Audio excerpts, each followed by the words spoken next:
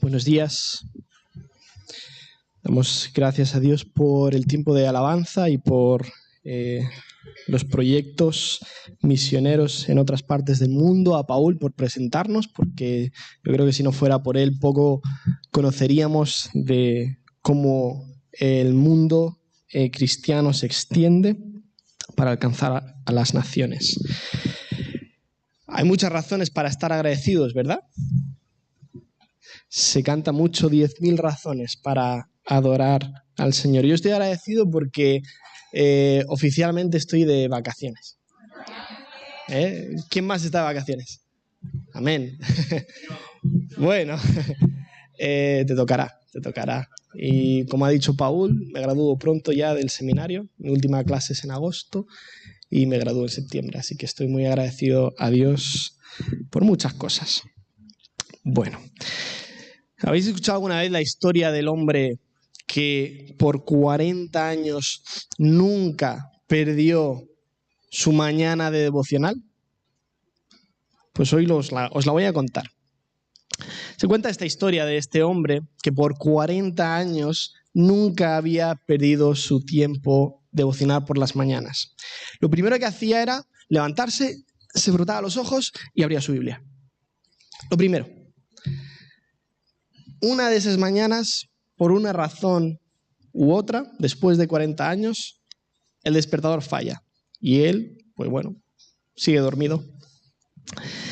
Y él tiene un sueño donde aparece Satanás y le dice: ¡Hey, campeón! ¿Qué haces? ¡Despierta! ¡Vamos! Y él se queda blanco y dice: pero, ¿qué estás haciendo? Y dice: bueno, es hora de tener tu tiempo de oración y lectura, vamos, despierta. Y el hombre se queda atónito y dice: pero ¿quién eres? ¿Qué estás haciendo? Y dice: bueno, se dice por ahí que fui un ángel de luz alguna vez, pero ahora ya por alguna circunstancia no lo soy. Y bueno, suelo ver cómo disfrutas de hacer eso, así que solo quiero que te despiertes, date brío. Y él dice: no puedo creer que quisieses algo bueno de mí alguna vez. Y él se despierta en un sudor frío, débil, está en la cama tumbado, y él dice: Satanás quiere que ore. Satanás quiere que ore. Y él le da vueltas y vueltas y vueltas y dice: no me lo puedo creer, 40 años de orar sin fallar, menuda reliquia. La confianza que este hombre tenía sobre sí mismo. O sea, prácticamente tenía un pie en la eternidad. 40 años, y él lo piensa y lo piensa. Y él llega a esta conclusión: Dios prefiere nuestros pecados cuando vienen acompañados de arrepentimiento que nuestras virtudes cuando vienen acompañadas de orgullo. Te lo puedo demostrar. En Lucas 18, versículo 10, 2 hombres subieron a orar al templo. Uno de ellos un fariseo y otros un recaudador de impuestos.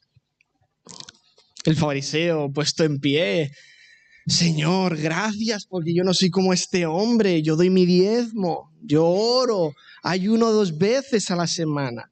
Gracias por no ser como este hombre. Gracias porque gracias a ti y tu ley soy como soy, ¿no?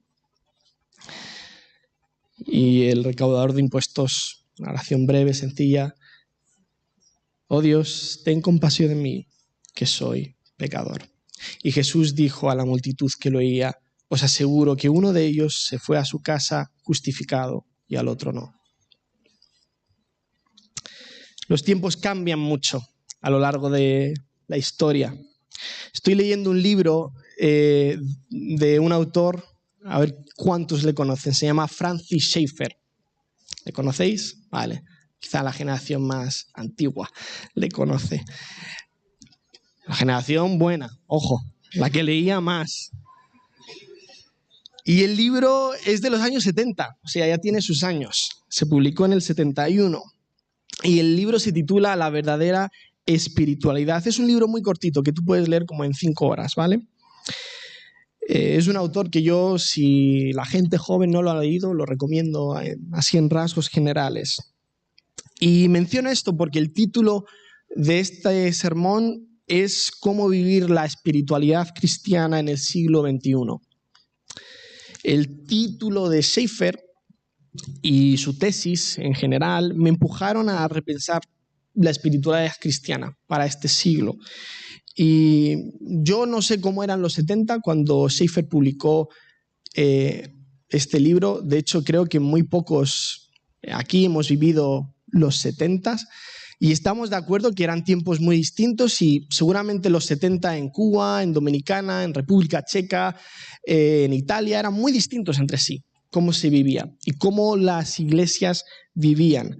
Así que uno puede pensar y decir, bueno, ¿cómo eran los 70?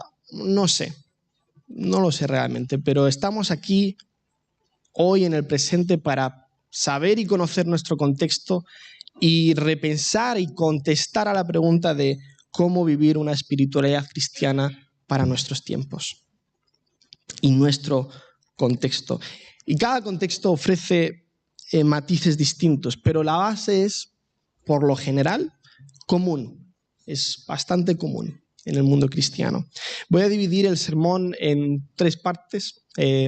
Para los que tomáis nota o si queréis tener una idea más clara, el primer bloque lo llamo nacimiento o nuevo nacimiento, el segundo bloque es morir a uno mismo, temas y conceptos conocidos, y el tercero digo que es el menos conocido, aunque podemos decir que lo conocemos, pero creo que es el menos conocido, que es el reino de Dios.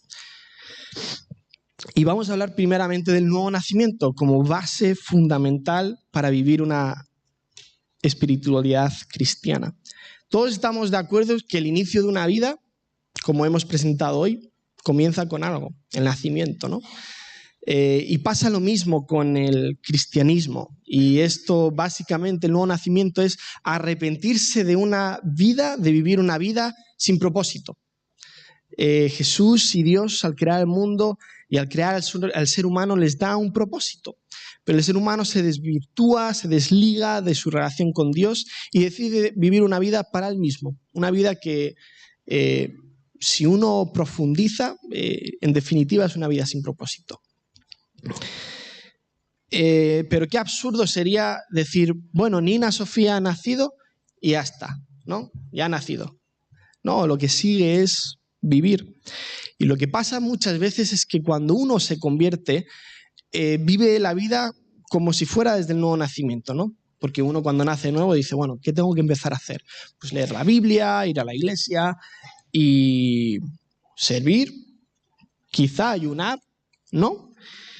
Y bueno, ¿qué más, no? Ya está, o sea, de eso se trata la vida cristiana, ¿no? Algunos pueden servir, otros no, y otros simplemente asisten. Y esa es la vida cristiana de muchas iglesias en el siglo XXI. Y esta vida que se da en muchos cristianos, especialmente en Occidente, creo que genera un cierto, a largo plazo, una apatía constante, porque en su vida cristiana no hay nada que les lleve a una ilusión tremenda, pero tampoco a una decepción, porque, bueno, tengo a Dios. No hay nada que parezca urgente ni suficientemente importante para comprometerse con ello. No hay ni proyectos, no hay planes, no hay un sentimiento de sentirse destrozado por un conflicto, ni deprimido, ni nada que lleve a la ansiedad. No se sufre de desesperanza, pero tampoco hay nada en lo que esperar. Y creo que arraigarse en esa vida de nuevo nacimiento, que esa vida de conversión, es un problema porque confundimos la oración, el ayuno, el asistir a la iglesia, estas prácticas espirituales como los medios para ser espirituales o sentir cosas espirituales. No sé si podríamos llamarla espiritualidad cristiana o forma de vivir cristiana, Podríamos llamarlo quizá evangélica o católica, luterana, porque hay formas de orar en distintas denominaciones. Podríamos llamarla espiritualidad religiosa. Los musulmanes hacen lo mismo. Pero debe haber algo que nos diferencie de todos ellos si queremos decir que la espiritualidad es de Cristo. El texto en el que hoy me quería centrar se encuentra en Isaías 58. Vamos a leer desde el versículo 1, al versículo 12.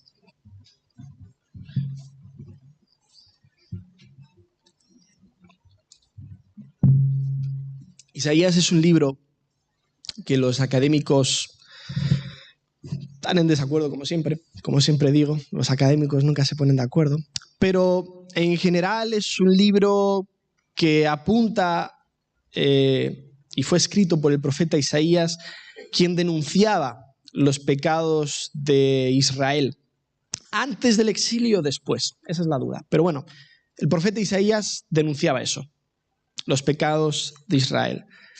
Y el texto se ha llamado de muchas formas, Isaías 58, el verdadero ayuno o el ayuno que yo quiero.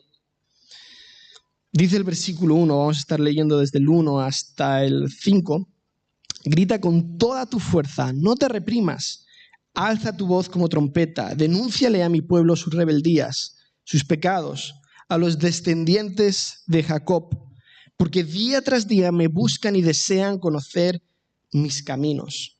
Día tras día me buscan, día tras día oran, ayunan, tienen su tiempo devocional y desean conocer mis caminos, como si fueran una nación que practicara la justicia, como si no hubieran abandonado mis mandamientos. Me piden decisiones justas, desean acercarse a mí. Y hasta me reclaman, ¿para qué ayunamos si no lo tomas en cuenta?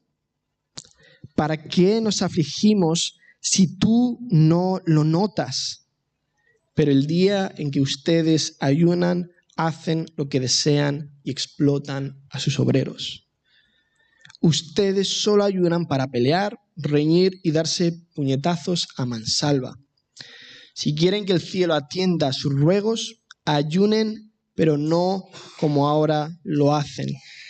¿Acaso el ayuno que he escogido es solo un día para que el hombre se mortifique? ¿Se ponga ropa de luto y se cubra de ceniza? ¿A eso llaman ustedes día de ayuno y día aceptable al Señor? No quiero centrarme en esta mañana en el concepto del ayuno. Estamos dando un curso los miércoles por Zoom de oración y ayuno y seguramente es muy bueno. Pero quiero apuntar a ciertas prácticas religiosas que a veces hacemos como apariencia de piedad y sin darnos cuenta, que es lo peligroso. El versículo dice cosas bastante positivas que de manera superficial vemos. Día tras día me buscan, desean conocer mis caminos, desean acercarse a mí. El versículo 2. Pero dentro de todo esto, dentro de toda esta práctica espiritual, pues dice el versículo 4, ¿acaso el ayuno que he escogido es solo un día para que el hombre se mortifique? Yo cuando leí este pasaje me di cuenta y me vi muy reflejado en este versículo. Me acuerdo la primera vez que ayuné de manera seria. Yo no sé si te acuerdas de la primera vez que dijiste, bueno, voy a ayunar por algo. Pues la primera vez fue con David. Si no le conocéis, es aquel que tenía a Nina, el papá.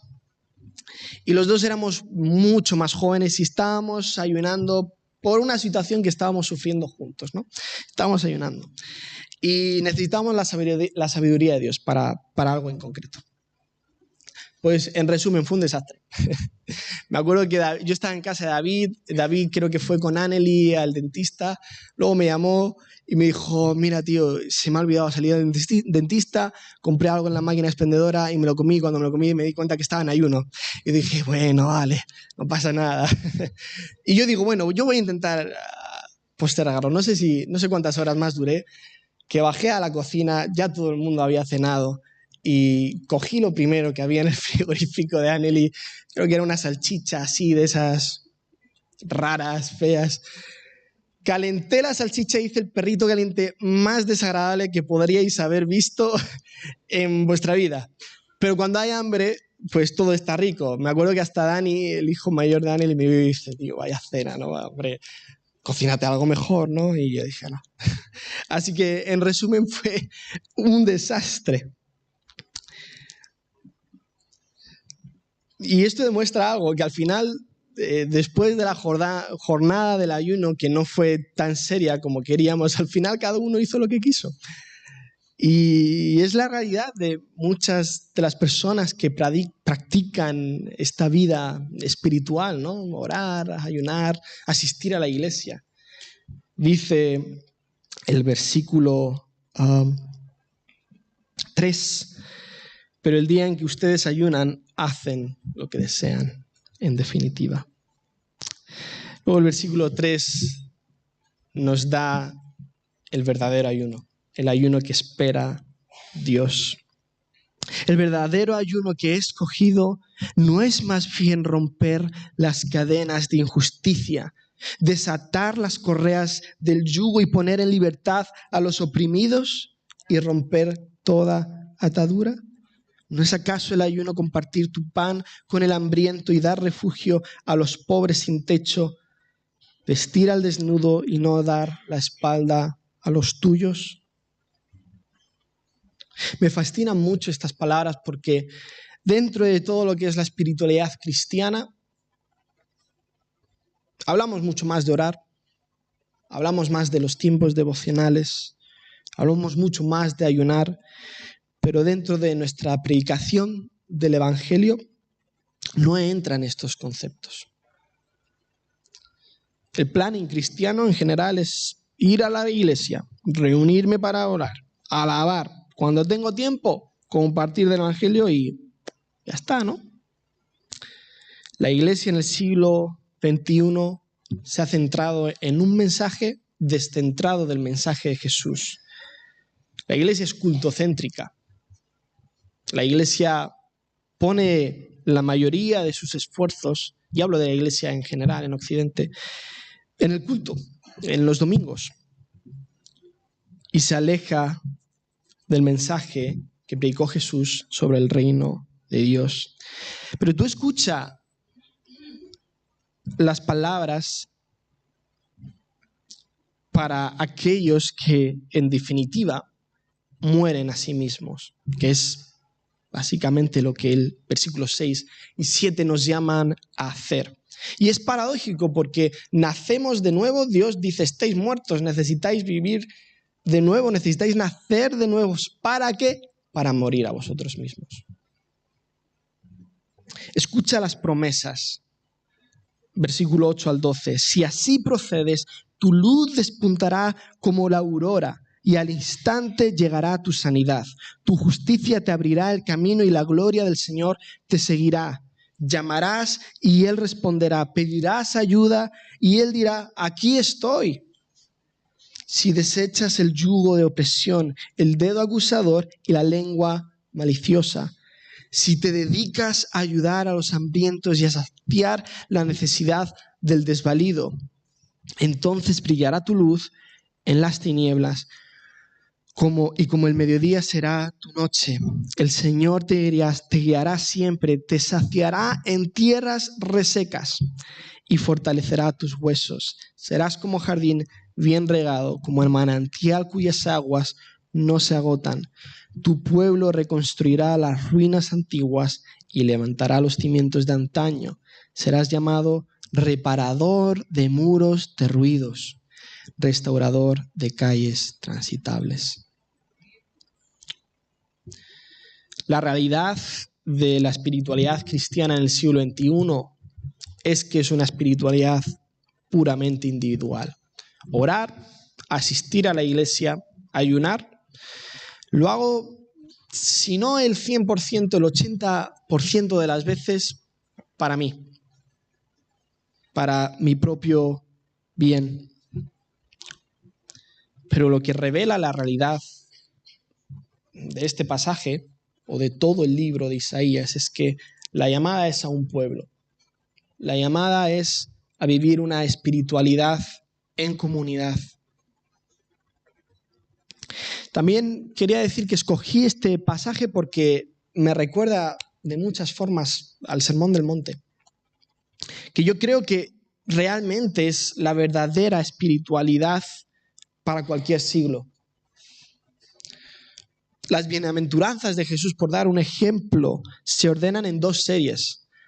Aquellos que sufren, como los pobres, los afligidos, los que tienen hambre y sed, y los perseguidos, y los que se dirigen a ellos, el segundo bloque de personas, con compasión.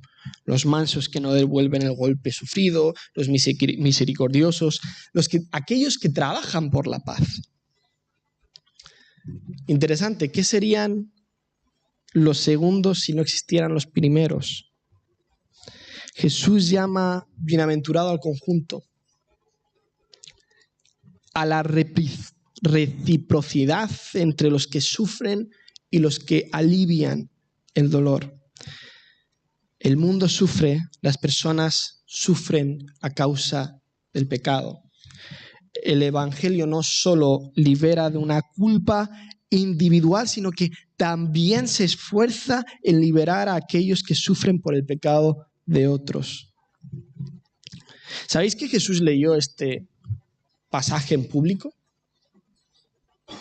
A medias. En Lucas 4, cuando Jesús entra a la sinagoga y coge el rollo y comienza a leer, ¿os acordáis de lo que dijo? ¿Con qué texto empezó a leer? El Espíritu de Dios para proclamar. Bueno, Jesús hace su propia versión del pasaje. Lucas Magnin es un teólogo que yo leo mucho y me lo ilustró de esta forma. En el pasaje que lee Jesús, él está leyendo Isaías 61, si se puede proyectar.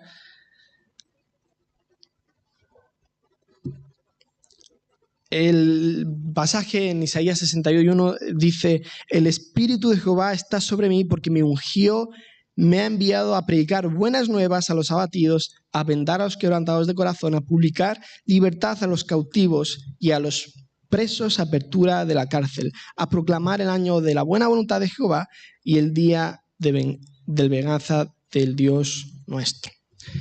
Pues cuando Jesús lee y abre el rollo, hay una cosa que podríamos decir que sobra y una cosa que falta.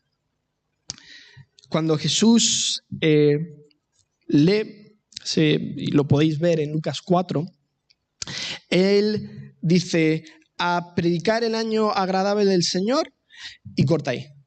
Hay algo que él no dice, y es el día de venganza del Dios nuestro.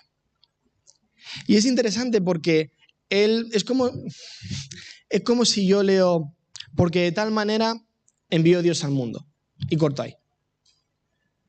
Y los fariseos, los que conocían más las escrituras, se dieron cuenta de esto.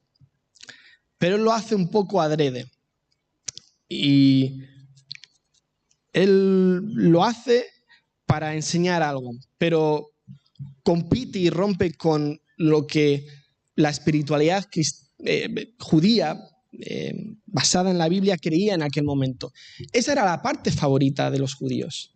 El día de la venganza del Dios nuestro. Era la parte favorita.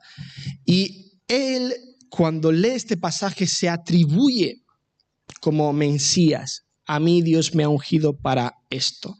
Y ellos estaban esperando a escuchar el día de la venganza del Señor porque estaban sufriendo por Roma. Estaban sufriendo por Roma, pero él corta ahí. Y él se centra únicamente en las buenas nuevas a los abatidos, a vendar a los quebrantados de corazón, a publicar libertad a los cautivos y a los presos, la apertura de la cárcel, a proclamar el año de la buena voluntad de Jehová. Y lo que sobra, o lo que cambia, es que mientras Isaías dice cautivos o prisioneros, Jesús dice oprimidos. Es parecido, pero no es lo mismo. Y él está centrándose principalmente en Isaías 58. Jesús vivió de esta forma. No vivió una fe abstracta. No vivió una fe recluida en su hogar, en la que simplemente oraba y hacía todas estas prácticas espirituales, netamente individuales. Fue una vida de entrega a los demás. Mientras preparaba el sermón siempre pensaba en Paul cuando dice Dios es un Dios misionero, y hoy lo ha repetido. Pero es que es la pura realidad. Y esta misión está basada en gracia y misericordia.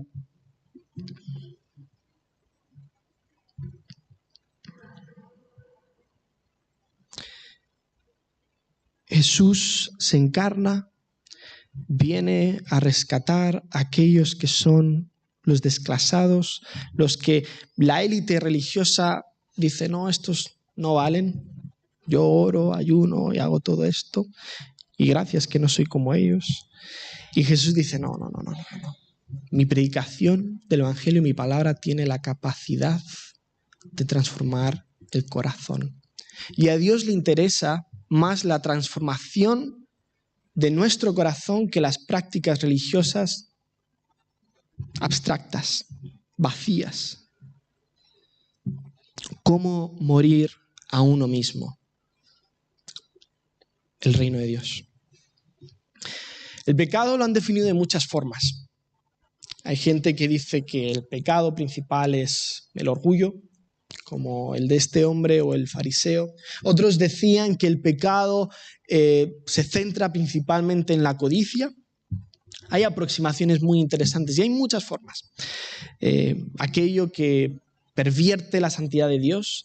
Pero hoy me gustaría definirlo de una manera, a lo mejor no nueva para nosotros, pero el pecado es la decisión de vivir única y exclusivamente para uno mismo.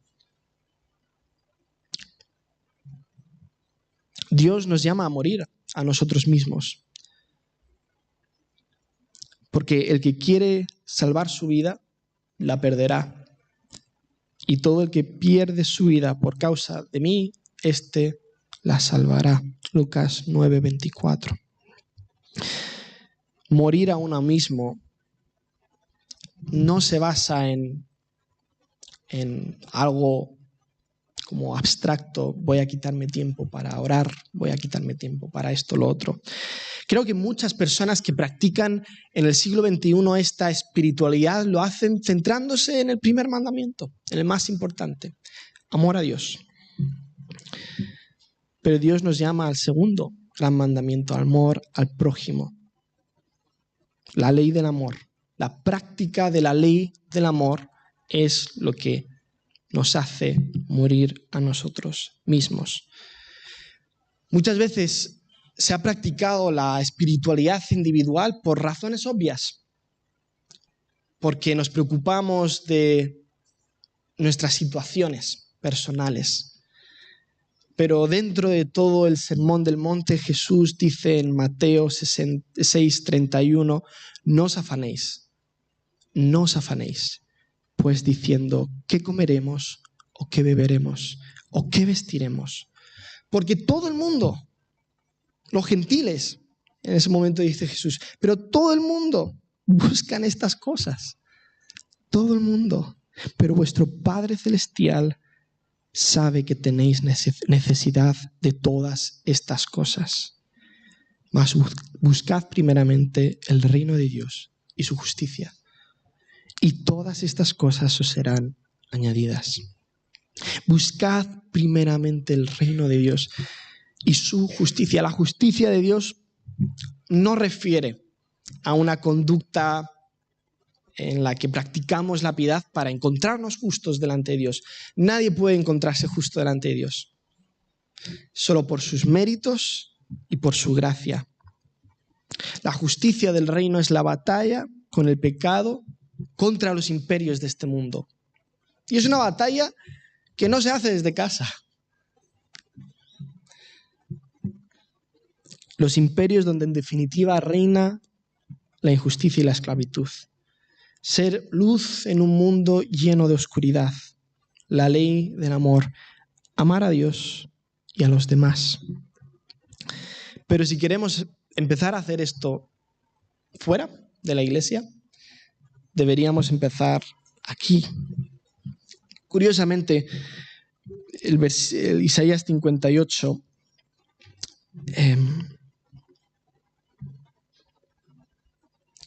dice el versículo 7 a no dar la espalda a los suyos. Somos hermanos, familia. Somos una gran familia. Y si queremos empezar a hacer esto fuera, no desde un punto de vista y una espiritualidad individual, sino como pueblo y comunidad de Dios, debemos empezar aquí. Jesús oró en Juan 17 para que nuestra unidad como iglesia fuera la muestra al mundo del amor de Dios. Debemos empezar aquí. Y si tenemos las oportunidades de hacerlo fuera, hagámoslos. Yo estoy muy agradecido al Señor porque la fe y la espiritualidad cristiana se vive también en agradecimiento. La ley del amor y la espiritualidad no es observar una lista de mandamientos y hacerla. La base de la espiritualidad es agradecimiento y compartir, como Dios ha compartido con nosotros. Yo a principios de año creo que me tocó predicar y dije que estaba un poco frustrado porque Dios, empecé mi antiguo trabajo en el antiguo hotel a compartir mucho más del Señor. Incluso compañeros ya habían venido a la iglesia y era una cara que yo tenía. Yo quiero compartir más en mi trabajo. Por unas razones u otras tenía que salir de manera injusta de ese trabajo y yo estaba como, Señor, me diste la oportunidad y ahora me sacas de aquí, ¿qué quieres que haga entonces, ¿no? Ya tenía ese caché, ¿no?, con mis compañeros. Bueno, ayer fue mi último día de trabajo, como dije, y no quiero pecar de orgullo, porque Dios esta semana me ha dicho, eres tremendamente orgulloso, pero quiero agradecérselo al Señor por quizá las cosas básicas que he podido hacer, como orar por mi tiempo en mi trabajo, ser de luz, ser un trabajador ejemplar, que es lo que Jesús quiere que hagamos. Bueno, pues tengo que salir 3 meses, porque si tú estás en una ETT, X tiempo tienes que salir para luego poder volver, porque si no, están obligados a contratarte. Así que tuve que salir justo ayer, pero me despidieron. No sé, creo que no sé si han despedido a alguien así, abrieron una botella de cava, brindaron por mí, por mi regreso y yo estaba como, pero no soy nadie, de verdad, no tenéis que hacer esto por mí, pero el resumen es que en mi trabajo me llaman el pastor y me llaman Jesucito. Hermanos, es lo mínimo. Hermanos, es lo mínimo que podemos hacer. Orar por los compañeros de trabajo, ser de luz, ser de ejemplo, es lo mínimo que podemos hacer. Ya soy raro en mi trabajo, quiero ser más raro. Y lo más raro es practicar la justicia del reino, abrazar a aquellos que por lo general no son abrazados. Que el Señor nos ayude y nos guíe en nuestra tarea de predicar el mensaje del reino de Dios. Oremos. Señor y Padre Celestial,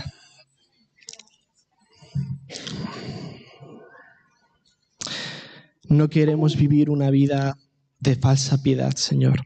No queremos que nuestras oraciones ni nuestro deseo de buscarte y hacer tu voluntad, Señor, se mezclen con orgullo, pecado y no práctica y no una práctica de la justicia del reino, Señor. Queremos obedecerte, Señor, ser agradecidos con lo que tú nos has dado para dar a los demás, Señor.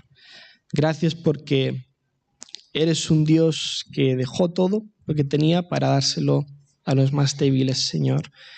Y todos somos débiles, Señor. Todos te necesitan y todos te necesitamos, Señor. Pero ayúdanos a que, como iglesia, empecemos a crear esta comunidad de amor, Señor, para ser luz del mundo, para, como decía Isaías, Señor,